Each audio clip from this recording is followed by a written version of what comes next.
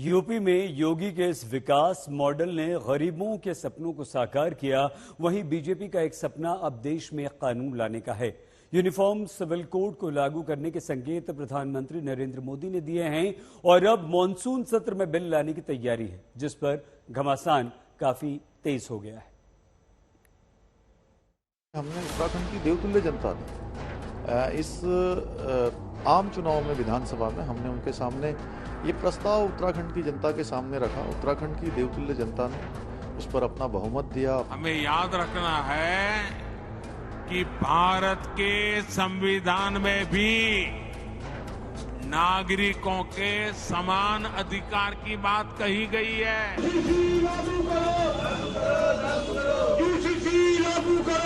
क्या पीएम मोदी के बयान के बाद समान नागरिक संहिता की जिस चर्चा ने पूरे देश में जोर पकड़ लिया है, सरकार ने लोकसभा चुनाव से पहले उस पर बड़ा दांव खेलने की तैयारी कर ली है।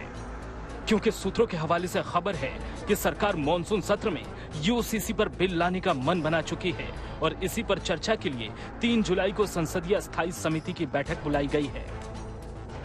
इस बैठक के बाद बिल की रूपरेखा तैयार होगी। एक देश एक कानून वाले एजेंडे की ओर सरकार आगे बढ़ेगी। भारत के मुसलमान भाई बहनों को भी ये समझना होगा कि कौन से राजनीतिक दल उन्हें भड़का करके उनका फायदा लेने के लिए उनको बर्बाद कर रहे हैं। आजकल हम देख रहे हैं कि यूनिफॉर्म सिविल कोड के नाम पर ऐसे लोगों को भड़काने का काम हो रहा है। फिर ऐसी दोहरी व्यवस्था से देश कैसे चल पाएगा? हमें याद रखना है कि भारत के संविधान में भी नागरिकों के समान अधिकार की बात कही गई है। साफ है, केंद्र सरकार जल्द पूरे देश में यूसीसी लागू करने की ओर कदम बढ़ा रही है। ऐसे में समान नागरिक संहिता पर हो रही सियासत भी तेज हो गई है। मुस्लिम पर्सनल लॉ बोर्ड ने बकायदा मीटिंग की। कई पार्टियां समर्थन में आई तो कई पार्टियां अभी से ही यूसीसी का विरोध कर रही हैं। शिवसेना उद्धव गुट भी यूसीसी के समर्थन में आ गई है। अबे यूसीसी का मुद्दा लाया है, बात ऐसे समान नागरिक कानून की अगर बात करते हो तो आर्थिक हो, सामाजिक हो, राजनीतिक हो, जो कानून है सबके लिए समान होने दो। ये हिंदू मुसलमान वाला मुद्दा मत बनाइए आप। यहाँ सिखों का भी सवाल आता है यूसीसी में, हिंदुओं का भी आता है, जैन समुदाय का भी आएगा, तो सबकी भावना समझनी चाहिए। 75 साल कांग्रेस ने विरोध भी किया, इम्प्लीमेंट भी नहीं किया और आज एक सही वक्त है जिस देश के पंतप्रधान आदरणीय नरेंद्र मोदी जी ये बाला साहब ठाकरे जी का सपना पूरा करने का एक वक्त है और उस वक्त हम माननीय मुख्यमंत्री एकनाथ शिंदे साहब के नेतृत्व की शिवसेना हम पूरा इसका समर्थन दे रहे हैं और मैं माननीय मुख्यमंत्री, माननीय उप मुख्यमंत्री देवेंद्र फडणवीस जी उनको भी निवेदन करता हूं कि महाराष्ट्र की जो मानसून सेशन है उस मानसून सेशन में एक स्पेशल रिजोल्यूशन लाना चाहिए।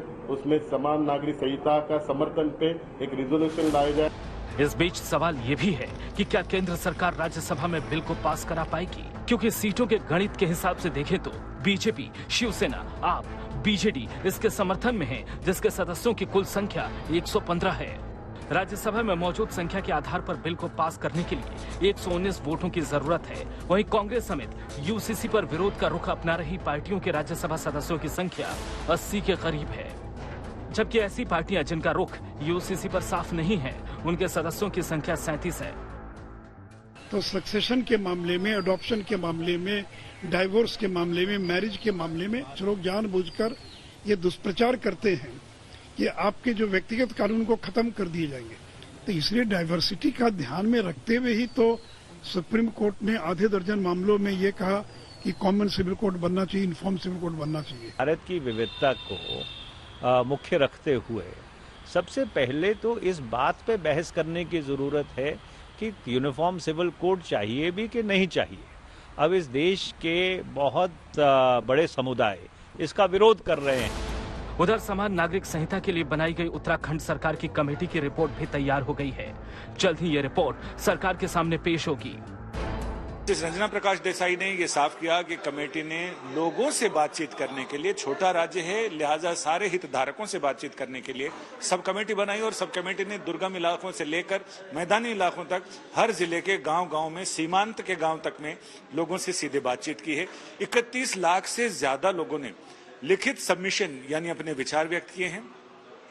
20,000 से ज्यादा लोगों से सीधी बातचीत हुई है, उनके विचार लिए गए हैं। इसके अलावा धार्मिक, सामाजिक, सांस्कृतिक संगठनों और साथ ही दिव्यांगजनों से, आदिवासियों से और समाज का ऐसा कोई तबका नहीं है यानी LGBTQ, इन तमाम लोगों की को कैसे इसमें हित धारक बनाया जाए और कैसे उनको सुविधा दी जाए और कैसे उनको शामिल किया जाए, यानी पूरी तरह से समावेशी रिपोर्ट है जिसे 10 दिन के अंदर उन्होंने कहा कि मैक्सिमम 10 दिन और उस बीच में उसे सरकार को सौंप दिया जाएगा।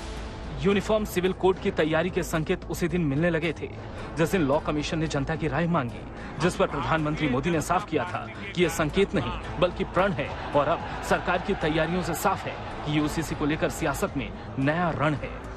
दिल्ली से मुनीश पांडे, पॉलमी साहा के साथ देहरादून से संजय शर्मा, आज तक।